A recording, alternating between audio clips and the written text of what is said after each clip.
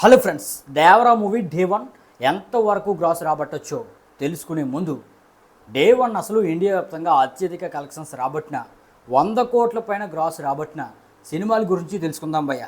మరి ఈ లిస్టులో ఇండియన్ సినిమా చరిత్రలో నెంబర్ 1 పొజిషన్లో ప్రజెంట్ త్రిబుల్ ఆర్ ఉంది భయ్య. ఈ మూవీ అయితే డే 1 223 కోట్ల వరకు గ్రాస్ అనేది రాబట్టి టాప్లో ఉంది భయ్య.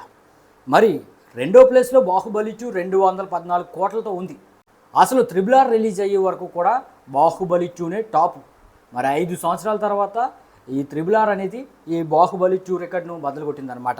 ఇక థర్డ్ ప్లేస్లో కల్కి ఉంది భయ్య, డే 1 191 కోట్లు రాబట్టింది. ఇక ఫోర్త్ ప్లేస్లో సలార్ ఉంది భయ్య, డే 1 178 కోట్లు రాబట్టింది. ఇక ఫిఫ్త్ ప్లేస్లో KGF 2 165 కోట్లు. సిక్స్త్ ప్లేస్లో లియో 148 కోట్లు. సెవెంత్ ప్లేస్లో ఆది పురుష్ 140 కోట్లు. ఎయిత్ ప్లేస్లో సాహో 130 కోట్లు. నైన్త్ ప్లేస్లో జవన్ 129 కోట్లు. 10th ప్లేస్లో గోట్ 126 కోట్లు. 11th ప్లేస్లో పఠాన్ 106 కోట్లు. 12th ప్లేస్లో 2.0 102 కోట్లు.